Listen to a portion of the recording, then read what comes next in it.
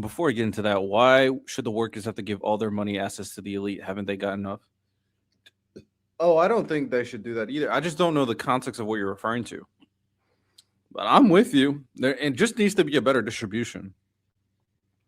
Because the only reason why isn't Australia currently in a social democracy? I don't know. I don't know a lot about Australia politics. I just don't. I'm an American, and our America is too crazy enough for me, so I have to pay attention to what we got going on here. Um, for Australia, for you, are you saying that is it zero effective tax mean like zero income tax? And is it a situation you said lost 70% of our wealth on assets? Are those assets being bought up from the elite? Is that what's going on? All right, let's get into this though. A 19 or 18. First thing I wanted to get into was this. You said, quote, you sit there and advocate for 19-year-olds and 18-year-olds to sleep with 35-year-old men. Okay. Exact quote from your video. Which video is that a quote from? Yeah, I'll pull it up here. Hang on. Yeah, sure. That was from the Andrew is an essay apologia, basically reviewing the Oliver stuff. Okay, yeah, well, you were having a conversation about I guess 35, 40-year-old guys dating young girls, right? Yeah, but that's not, do you realize a distinction between an advocation for a thing or me saying that there's actually no argument that I've heard, which is... All right, let me put this here. What is a zero effective tax? To address what you're going on, Thumb, a zero effective tax indicates that the total tax paid is equal to the total income earned.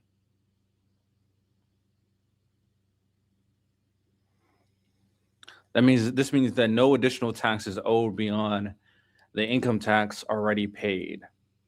It is a sign of tax efficiency and can be achieved through various strategies such as contributing to retirement accounts, taking advantage of tax deductions, and utilizing tax credits. Is this what you're referring to?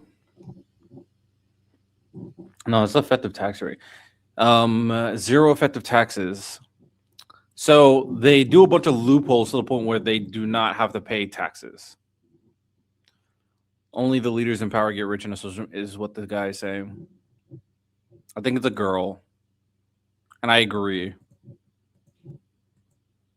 Compelling for why the thing bad. Okay. Yeah, but that's not, do you realize a distinction between it? You were having a conversation about I guess 35, 40-year-old guys dating young girls, right? Yeah, but that's not, do you realize a distinction between an advocation for a thing or me saying that there's actually no argument that I've heard which is compelling for why the thing bad? Okay. Sure. I think that from what I remember from watching it, you were pretty like hardline. You think it's okay and that actually the woman benefits from the relationship. So I would consider that like an advocation. Yeah. Yeah, how's that me advocating that 18 or 19-year-olds should sleep with 35-year-old men? Well, you said that they get like a lot of positive benefits out of it, right? Because this 35-year-old guy has a lot of resources. Some can. Sure. Why is it bad that you advocate for that? Yeah, well, wait. Do you realize the distinction, though, between me saying, or you saying, Andrew saying that 18, 19-year-olds should sleep with 35-year-olds? Well, you said that they get like a tremendous benefit out of it because the guy has a lot of like money and resources. Yeah, but you need to untangle the two ideas. You don't need to endorse it with an absolute a word that not introduces. There's a word there. Implies, not even implies. The point I'm trying to make is that, Andrew, you don't have to say should to elicit the meaning that you or could be either perceived or loosely intending for a version of a positive scenario. So just because you're not like telling people to do something doesn't mean that your words are influencing people to do something.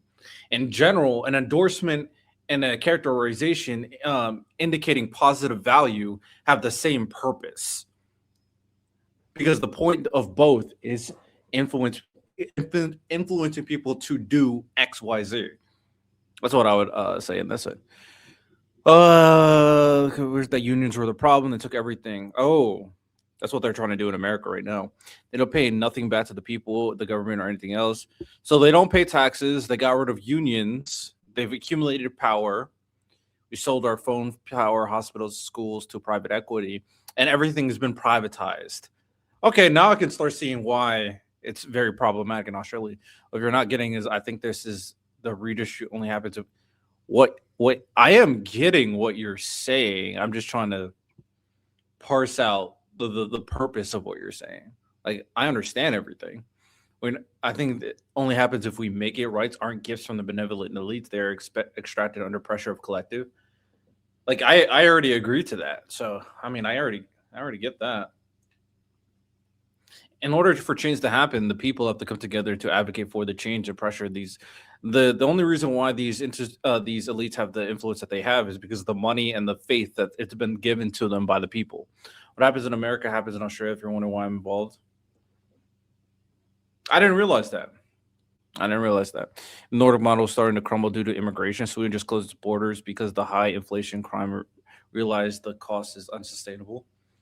I'd have to look into that because I'm not convinced that is the problem. I'd have to kind of look into what's going on. I know they're more homogeneous in general, but they're very small nation.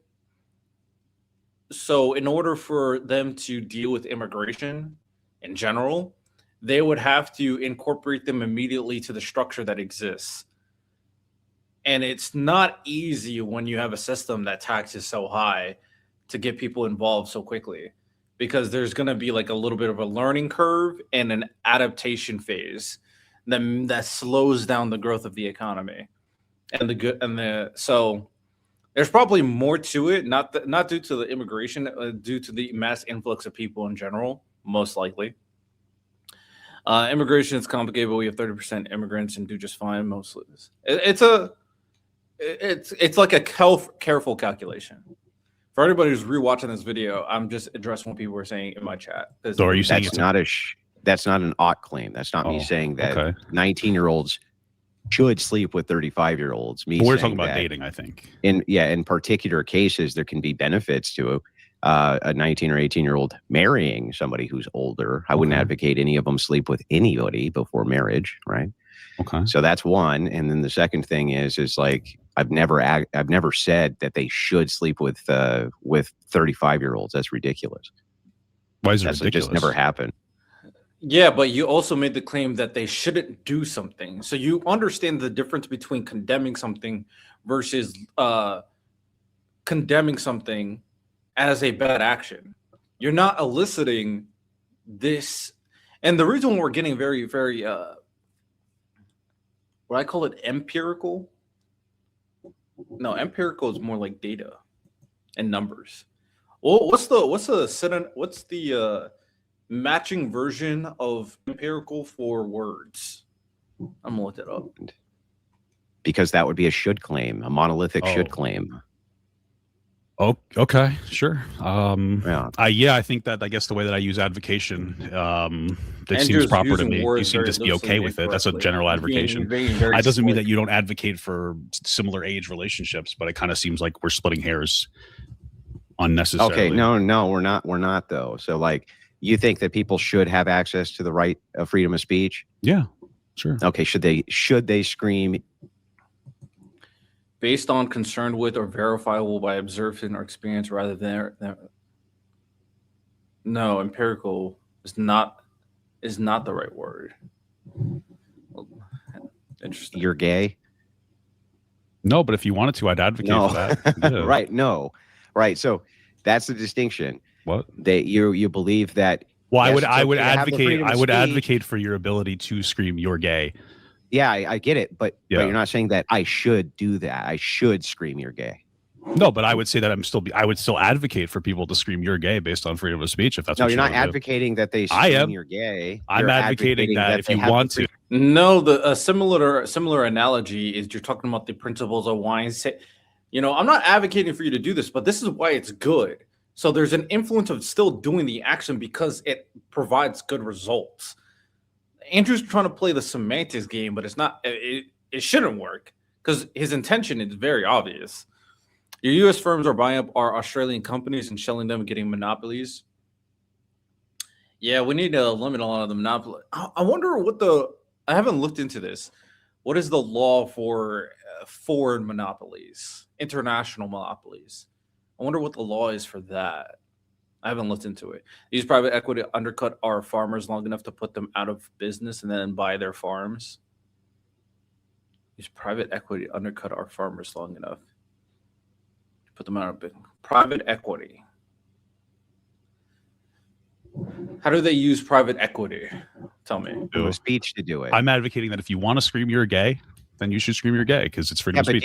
But do you understand the distinction here? Like, you're not saying people should go scream you're gay, right? No, but I think if they want to, These are not similar at all. Right. That. Yeah. Now you're in the same exact boat as me. I'm not saying you should go and marry a 35-year-old. I'm just explaining that if you want to marry a 35-year-old, I don't see any good compelling arguments why you shouldn't. Okay.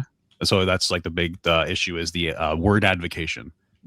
It's not a word advocation. It's a distinction in positions, which gives your audience the wrong impression. Makes it sound like I'm advocating that women at 18 should be finding themselves 35-year-old husbands, which is insane. He is and nothing I've ever said. And by the way, what would even your issue be with that if an 18 or 19-year-old decided that they wanted to marry a 30 or 35-year-old? Like, let's say a 19-year-old had 2 kids with a 35-year-old man that she loved. Would you advocate that they get divorced? Are they twins? No. Damn. Was she like pregnant at 17? How'd she have 2 kids with a 35-year-old at 19? Who cares? It's irrelevant. I mean, I would say it's pretty relevant if she had kids with him at 17. That's I believe that would be kind of crossing into territory of like some kind of She had her first one with him at 18 or second one with him at 19. Gotcha. Okay. I was just making sure. I mean, when did the relationship start if they started having kids at 18? 18. Interesting. Oh, it seems like a very fast relationship. I guess that would be immaturity. I'm not against. Would you advocate that they got a divorce though? No, I wouldn't advocate that they got a divorce. Of course not. So you don't really have any even moral compelling reason why this is wrong. Well, like I said, I think it's immature, but if you want to do it, I don't think that everything has to be a strong argument. I can look at like a 35-year-old person dating an 18-year-old person, go like, oh, that's immature. There's a big difference in life experience. But like, if you want to do it, you're an adult, be my guest. Yeah. So what's even the issue with me advocating? If I were advocating for, what would even be the issue? He is advocating. That's why he almost said it. He knows what he's doing by trying to play loose and goose with his language. My boy here is just not able to articulate what his intent is, which is fair enough. Well, you came in here like seeming to have a very negative association with the word advocation, so I don't necessarily see like a huge issue. I'm pretty sure I didn't have a negative. I'm pretty sure I also said this. No negative. There's no negative with the word advocation. Okay. I'm untangling the position of you can believe in the First Amendment, but not make a should claim that you should yell you're gay because but you should be able to. Amendment. Yeah, but I would advocate that you'd be able to do that. Yeah, in the same way that you were advocating that people should be able to. Yeah, now you're getting it. Yeah, they should be able to. I've been saying the same. Not that they should, only that they should be able to, right? Sure, but that's a huge difference, right? Huge difference. I guess, but it doesn't change that it's still advocation, right? I don't. Okay. Okay. Do you understand how absurd that is? It's like, no. So if you you don't. Okay. So if you advocate for one thing, that means you advocate for another thing. I don't really understand the correlation. Simply what I said is that if you were okay, you were advocating, right, for like an 18-year-old to be able to date or marry a 35-year-old in the same way that I advocate. That's different than advocating that they should. Okay. Did I say the word? So the issue isn't the word advocate. The issue is the word should. I said, you're making an claim. So you're saying that I shouldn't have said should. I should have said should be able to. Yeah. Otherwise, what you're lying. So we weren't. So I just Essentially, want to be he's just clear. lying. We weren't having an issue with the word advocation. We're having an issue with the word should versus should be able to. Yeah, we're having an issue with you attributing claims to me I don't make. Okay. Well, I just wanted to make sure because I thought with the issue was advocation. That's the sense that you made me feel. But it sounds like I should have said should be able to advocate. Should be able to. Yeah, but do you know? And do you know should. why you should do that? You know why I think you should do that anyway? Why is that? Because then I think that when you make justifications to your audience, you're just going to be like, well, I actually agree with them. What do you mean? Well, okay. So you're saying that I'm lying to try to make people to hate you in my audience? Yeah. Oh, is it possible that maybe I'm a little stupid? Yeah. Okay. So why It's possible. Why instantly go to like me being bad faith though? Because of the malicious What fact is that you this do it multiple conversation? times. You do it all the time. I have tons of examples. That's just the first one. Andrew Wilson's just trying to play the gotcha semantics game. This conversation has no intrinsic value because the ultimate conclusion is he's convincing people to do it based off how he's characterizing it. It's just I don't know what we're doing here. Gotcha. So that's just the first example. Okay. And by the way, on that whole thing with Oliver, you know for sure that I was not advocating for SA. Like, you know that for sure. Oh, this is like a while ago. Okay, I think I'm trying to remember what you said because I think I reacted to your response. You want to give me a refresher on it? Because I think there was more context to it, right? Yeah, he was making monolithic all claims. Right, and you were the reason that you can't use an argument from outlier is because if you agree that X is possible, then I can always point to that as an outlier and gave him a jarring position for a potential outlier, which he agreed with. Then he dishonestly clipped that as though I wasn't mocking him for his stupidity, but rather advocating for that position. You did not make that clear for your audience at all. So I think what the claim was that you said there might be some people who enjoy sexual assault, and you weren't saying that. Hold on, from what I remember, and you weren't saying that makes it justifiable. You were saying something along the lines that just because some people might enjoy it doesn't mean that sexual assault is good. That's from what I remember from the full context, right? Yeah, it's actually not that. So if you say all people are stupid, you agree with me that that's a stupid claim to make, right? Sure. Yeah. Okay. Now, if there was a response to that, well, no, some people aren't stupid, right? Or some people aren't this, or some people aren't that. If you're trying to use an argument from outlier. Yeah. So all I'm pointing out there is if you're only going to use arguments from outliers when we're talking in generalities, then you have to be prepared for the fact that I could use whatever outlier that I wanted to, as long as it falls under the purview of logical possibility. Now, I can send you the clip of Oliver saying, of course, it's logically possible that this could occur. Yeah. Yeah, so but I already mocking him. That was me mocking him for that. Right. Well, I don't need to see how is that rape apologia? Well, so just to be clear, I think I just conceded to that, right? Like the full context was that you said just because in some instances. So I guess I'd have to retract that one. But I remember watching. Oh, this guy. All right. Okay. Australia did what Americans just done and shield its government, so there's no one to enforce the law. Fair enough.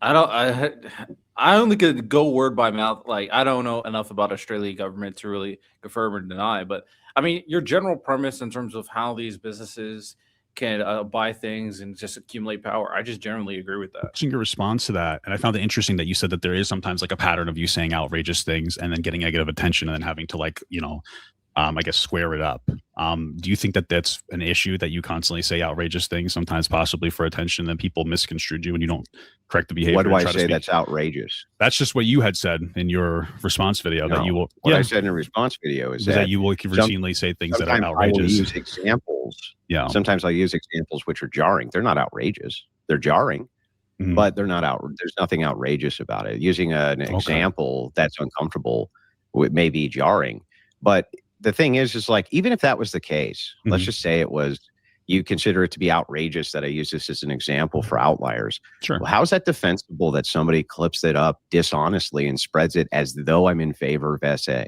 Well, I don't think it would be. I will say that you also have like another take, and maybe it's out of context, but you were talking about, what was it, force doctrine? And that you said that women should be, to some extent, like apologetic or happy that men don't rape them. That doesn't really seem like... Oh, Lord. I don't understand.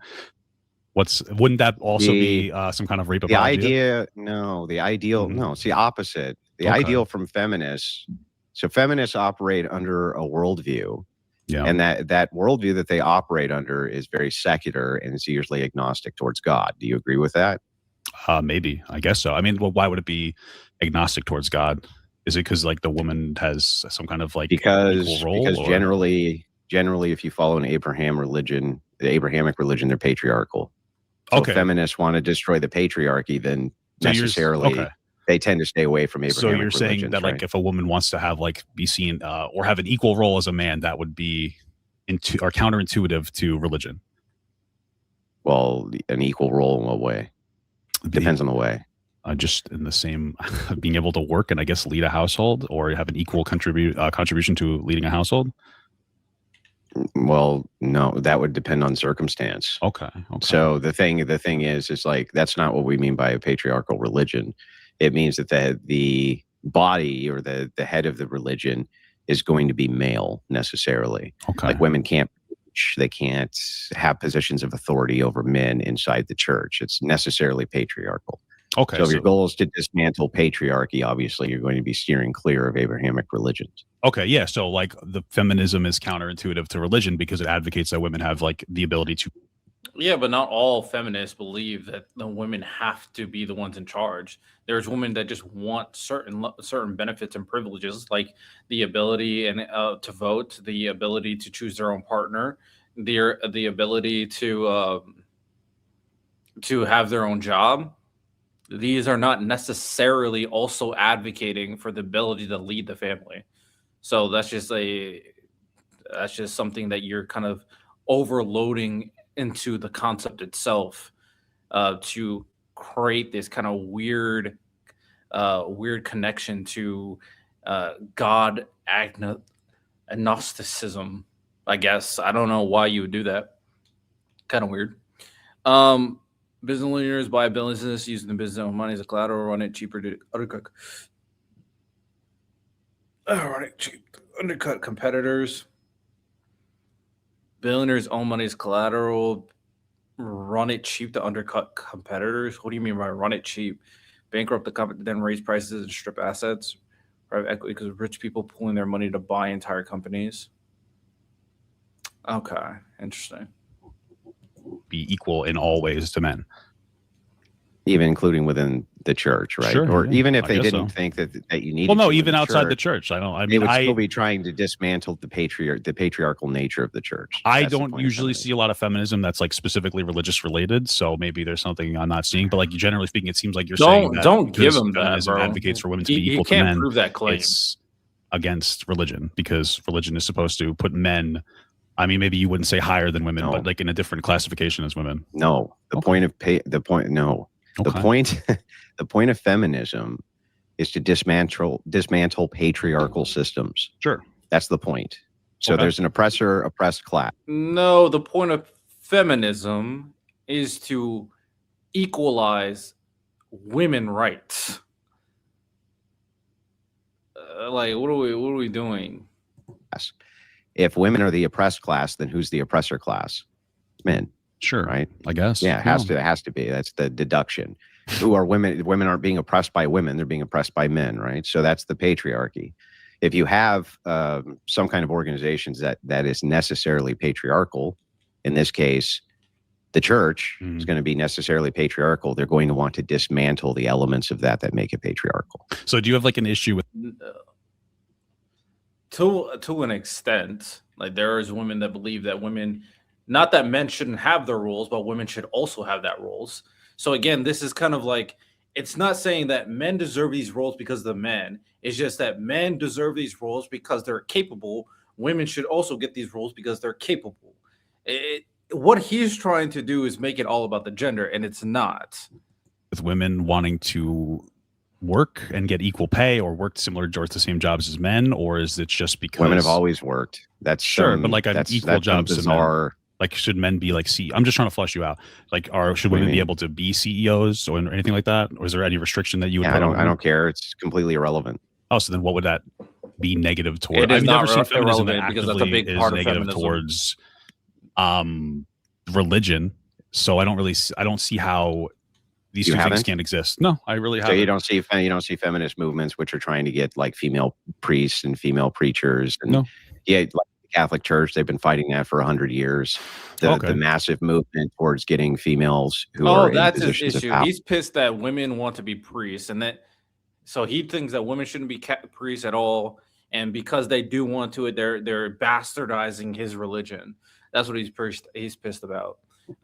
Sounds stupid as fuck and self-centered. Not self-centered. Self-conscious. I'm not gonna lie. But this guy doesn't even want to be a priest. So I don't know what he's being pissy about. Power and authority. Not in the church. It's really not something I've seen. I mean, I trust that it's happening from whatever sphere you're existing. And it's been happening in the Orthodox Church, and it happens in all the Protestant churches. And are you okay with feminism outside of the church then, or is it just inside the church? Oh, no, so then all feminism bad. Okay, gotcha. So why? If it's like setting the church part aside, what's the issue? Because it's illogical. Okay, it's an illogical position. If in order to deconstruct patriarchy, you have to appeal to the patriarchy. What do you mean? It's necessarily circular. Well, how are women going to overthrow the patriarchy without appealing to the patriarchy? Maybe we have a different understanding of feminism, because when I see feminism, it's not explicitly about overthrowing a patriarchy, and it's more just about women having the ability to work and get divorced and things of that nature, so that they can have an equal footing to a man because they have financial. Then what's power. The difference between feminism and liberalism? I don't know. You don't know? No. They're just. The difference between feminism and liberalism is focusing on women in particular. There's subsections of liberalism that focus on specific identities because each of them are going through their own individual struggle because of their identity. What's wrong with that? Black people go through their own struggle. Hispanic people, Asian people, all of them go through their own struggle. Jewish people, all of them. The overarching principle is still liberalism, but people get behind terms that associate with their specific thing that they want to focus on. That's normal. All humans do it. That's why MAGA did it. They created a whole term that they get behind called MAGA, Make America Great Again.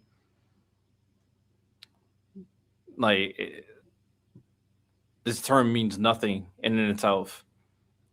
The term coincides with the principles that America is supposed to already have, even though they're kind of negging on constitutional principles. So again, this is another bad point. Like Andrew Wilson's a bunch of I hate how he debates. He's one of the most bad faith debaters who's gotten super rich because of how bad faith he is, because people think that he's dunking on people and he's not. It's the same thing. Sure. I mean, I don't really know what liberalism is. Sure. No, they're distinct ideologies. Okay. The purpose of feminism is to deconstruct patriarchal systems. Okay. Because they consider them an oppressor class. Okay. And you don't consider it an oppressor class? Every single definition you could pull up right now of feminism is going to include deconstructing patriarchy. Oh. All right. Let's see that. Define feminism.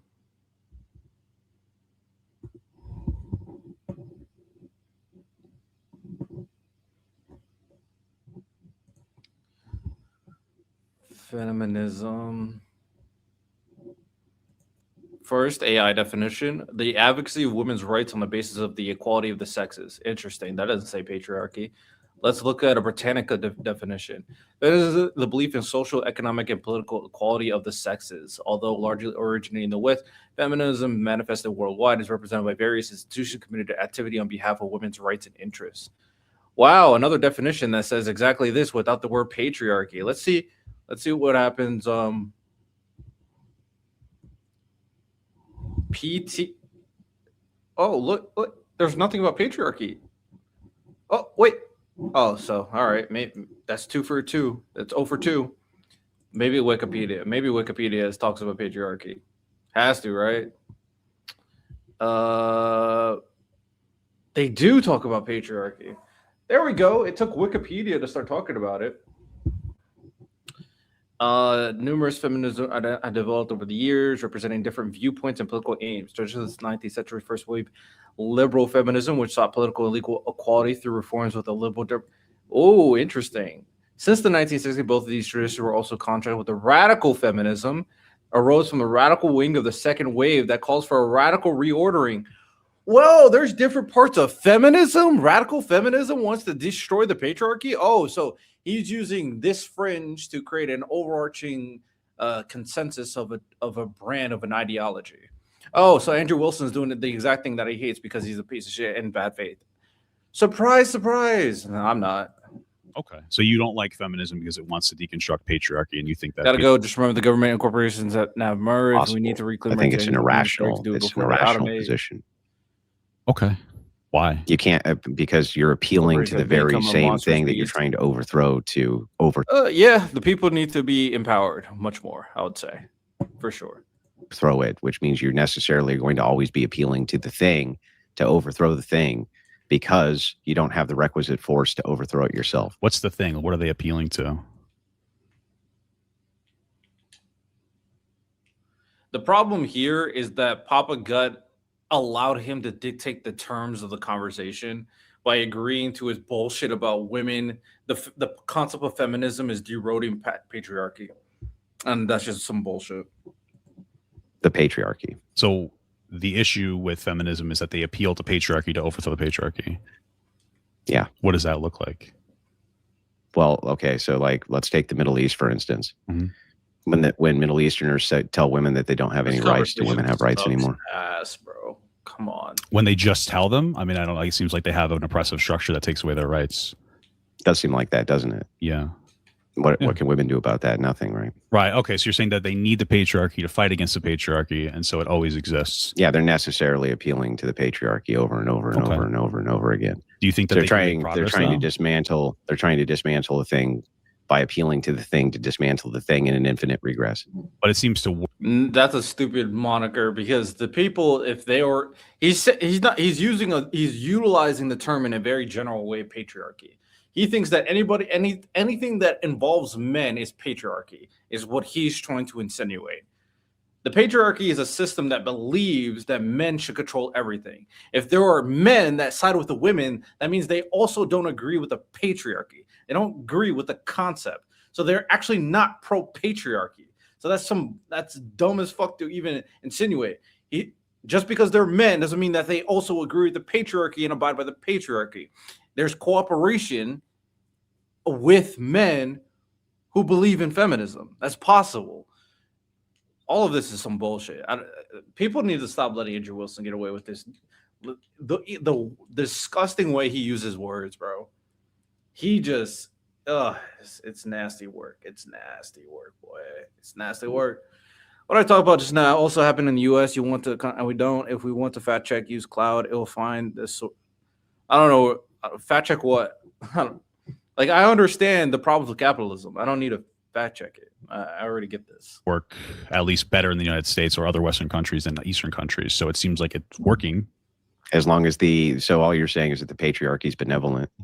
Yeah, as long as I guess men are benevolent. As long as that's right. But it seems to work. Does it seem like you should be a little bit thankful for the benevolence of men then? I guess so. Yeah. But wouldn't it be men that put them in that position in the first place? So you're being benevolent, or you're being thankful. Hang on. Well, hold on. Wouldn't men in general, because I don't think that every man alive is a creator of patriarchy. I think it's ridiculous to blame all men for patriarchy. I think that's just stupid. But historically, it's men who created the patriarchy. So why would you need to be super thankful to the group of people who created the patriarchy? Because if you're a feminist and you have no morality, no structured morality, and rights are just social constructs, and all of these things are just products of the mind, then malevolence and benevolence has no grounding. So you're just basically, there's no position from which you can critique the malevolence of the patriarchy or the benevolence of the patriarchy. So if men want to oppress women from the feminist worldview, they have no position from which to criticize them, except, well, we just prefer that you don't. And if men say, oh, well, no, you can call, and this is another false equivalence, or not false equivalence, false interpretation in terms of how people create morals. He believes that people only create morals with their mind, and I think that's just ridiculous. Now, some people do. They have an intuition based off normalized behavior, based off what society tells you to determine right from wrong. And then there's other people that create their morals based off a religious platitude, a book of a higher power determining what their morals should and should not be.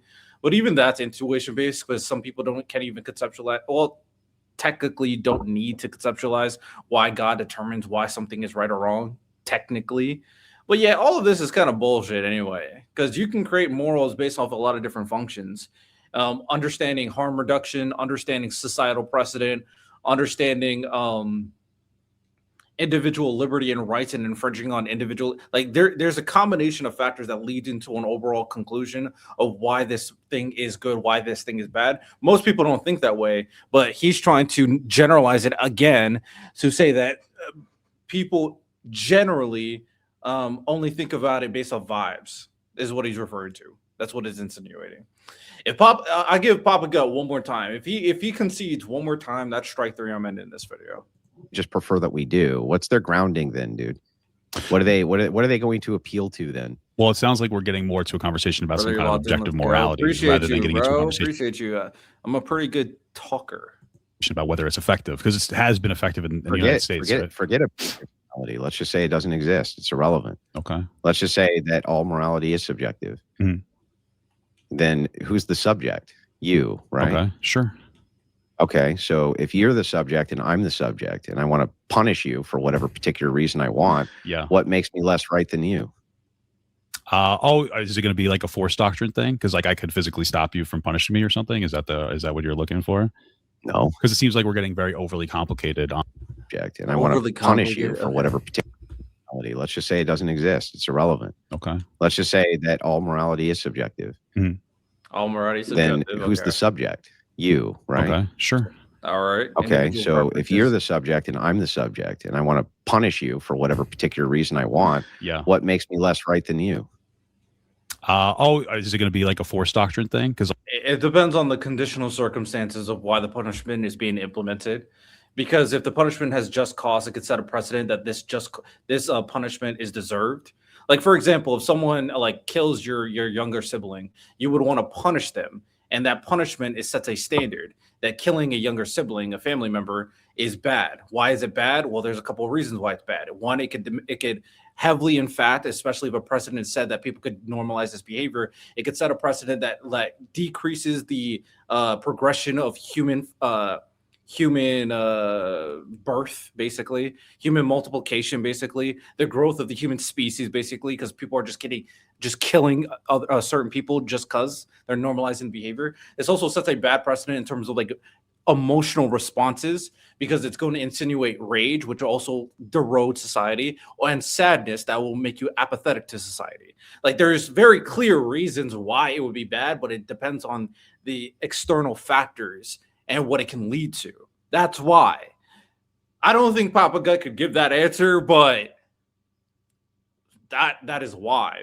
And then if Andrew goes like, well, how do you know that this is going to happen? I mean, that's just understanding the human condition and like human feeling. That's why you got upset and you started bitching and crying the moment he called out your wife. You got upset. You thought that was terrible, so you crashed out. Your emotional response was to be angry. We understand triggers to emotional responses and emotional stimuli. It's just, come on now. Like I could physically stop you from punishing me or something? Is that what you're looking for? No, because it seems like we're getting very overly complicated on the conversations. We're not overly complex. I think so. I think that the simplified version of this is like, hey, women want access to more rights and some kind of equal rights to be on a more equal footing, so that they don't have to be put into positions of being abused by men because they prefer them. Prefer what? Equal rights? Yeah, I guess. Yeah, to the alternative. So what if men don't prefer to give it to them? Why are those men wrong? Then I guess we'd be in the Middle East. Yeah, but why are those men wrong if they don't want to? Why are they right if they want to be able to? Yeah, that's answering question with a question. Answer the question, then. It is answering a question with a question. Doesn't necessarily mean it's bad. Why are men wrong? Because if you got one, you can immediately apply as individual liberty. What makes one enforcement better than the other? What makes one individual human being have this level of right compared to the other? It's a set standard of individual rights that is being kind of perpetuated based off a singular notion of being male. What about being male gives you the inherent right over a female based off the aspect of liberty and rights in general? So first you have to answer that. I don't think he will be unless he says something regarding God, which at that point, I mean, then he starts talking about the religion. But if he kind of goes down that road, I guess you probably could find a counterexample that kind of supersedes this notion. But if we're talking about my own moral framework, why would you as a woman infringe on the male? Well, at that point, that again sets a standard of potentiality of males being able to create any system in use of the women. Um, it brings on all those bad feelings that I already indicated. It brings on a limiter in terms of human flourishing because women can contribute to the economy. Women could contribute to the diversity of thought. And ultimately, this principle can overlay into an overarching principle that bleeds into the aspect of force and power that will constantly get smaller until one individual controls them all. Because all men are not equal either. So they're gonna start shrinking the line of what power really means. All of this is just superficial and it's bullshit. And he doesn't really believe this concept in the first place. Because then he would have to start adhering to principles that become disgusting. What if a man says that he wants to have sex with a 5-year-old girl? And then at that point, we're gonna have to go like, what is going on now? Like, is that okay as well? Just because a man decides something, because he's stronger than a woman, that determines law. The precedent is very clear. It's bad for society, bad for individual rights, bad for precedent, bad for emotions, bad for everything, basically. All right. Let's see if Bob will get. Oh, okay, that's fair. That is fair. I think that society is functions more healthily when men and women both have an equal say in pretty much every structure. Yeah, but you see how that just goes back to preference? I think I guess sure. I'm the subject, right? But why is your preference better than my preference? Yeah, that's my question to you. Why is your preference better than my preference? Why? I think that just makes. You say I advocate for liberalism that always looks at individuals to have the ability to advocate for their own rights that should be equalized throughout all of society. The problem with your principle is it sets a standard of power determines influence, and then you basically abide by a potential dictatorship or a potential monarchy or potential oligarchy of elite individuals of men that are better than other men. There's no consistent way you can apply this to men overall that won't be bastardized into an eventual dictator authoritarianship. I'm done with this. Bubblegut. I don't think you can compete with my boy Andrew Wilson, but shout out you. Just because. Sure. All right.